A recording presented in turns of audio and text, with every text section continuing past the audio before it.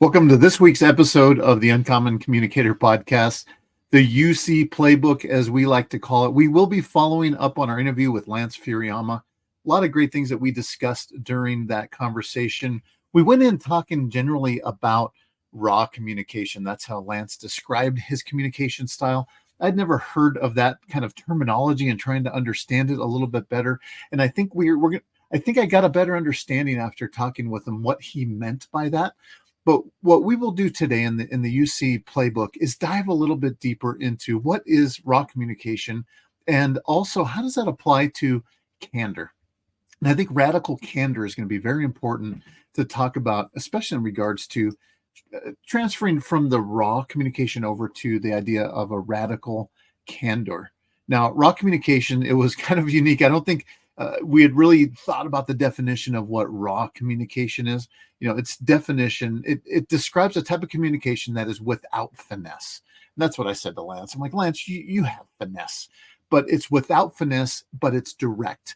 And that, I think, is probably the only positive description that I could find in regards to raw communication, because the next description is it stings, it creates a tension beyond what anyone normally desires in a relationship. So it makes it really sound like this is raw and painful and hurtful.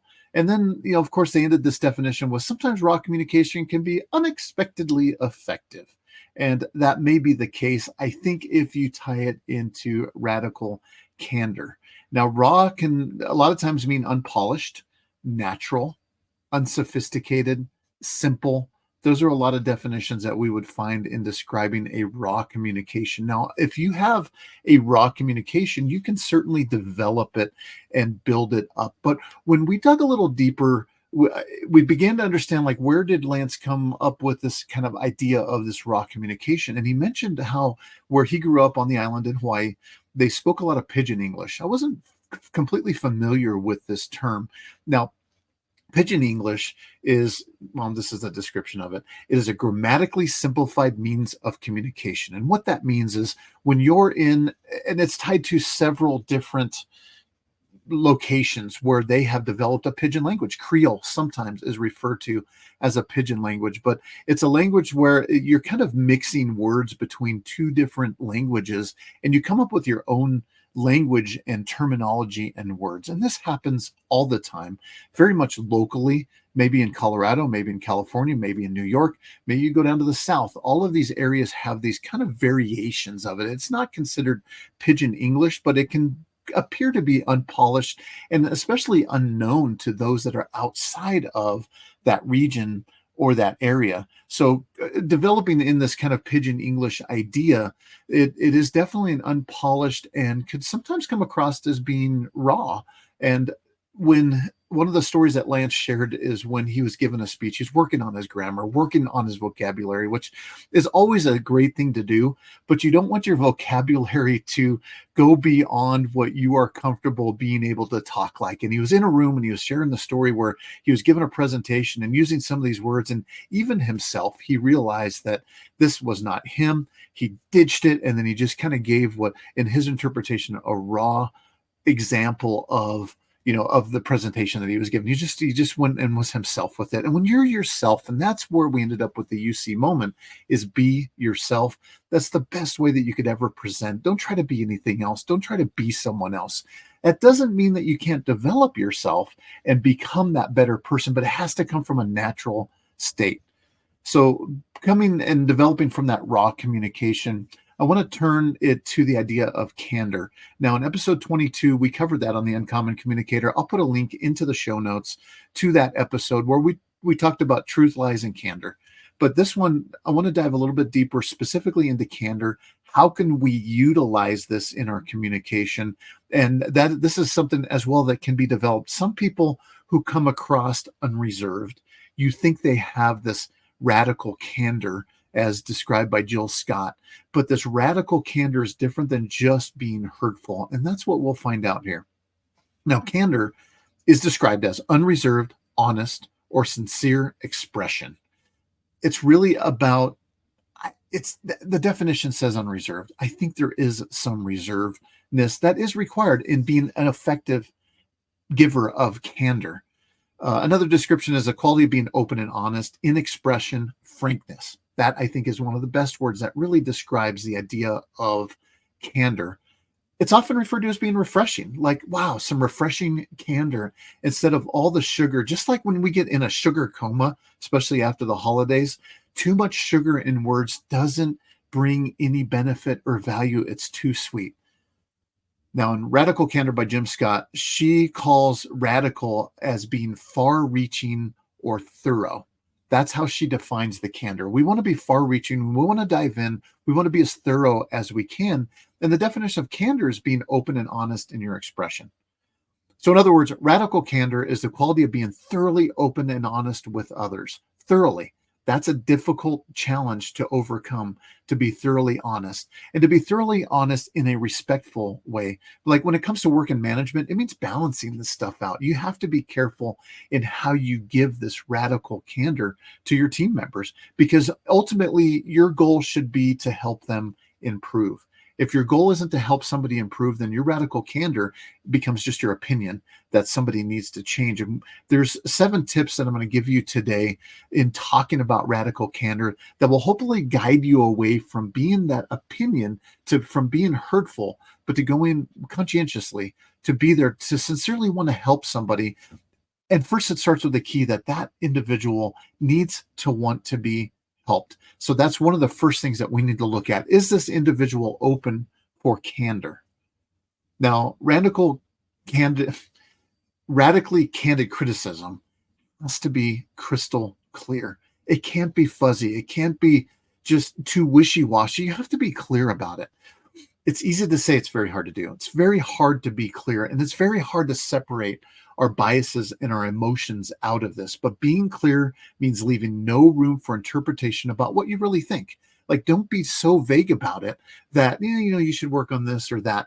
You have to be crystal clear. And sometimes you've got to look internally first to know how to be able to say those things clearly. Because if you don't, then there's a good chance you're just kind of diving into your own opinion, and there's a possibility that your opinion is wrong. So first, be crystal clear about your intentions. The next thing, ultimately, this is the basis of it all. It needs to be helpful. Once you're really clear about what's wrong, you should be there to help somebody fix a problem, fix a situation, fix this circumstance. That's the spirit of helpfulness that is required in really defining true candor. The next thing is you have to be humble about it. You've got to check your ego at the door. You're not always open to learning, when you think somebody is completely dead wrong. You're not open to it. So you have to be humble about it. You have to go in there with the mind as well. If they're dead wrong and you've got emotions in there, you have to be humble about it. And you also have to look at yourself. You have to care about helping others do their best work of their careers, and by giving them the best answer that you can. And you have to do that in a spirit of humbleness. The other thing that's really important about candor is really about doing it in the right time, making sure that your timing is right. Waiting and letting something bug you and get to you is not always the right time. I do believe there's a little bit of patience in there to find that right time, but the longer you wait, the details get muddy, and that individual may not even remember whatever you were talking about in providing that radical candor, because those details start to fade with time. So timing is very, very important.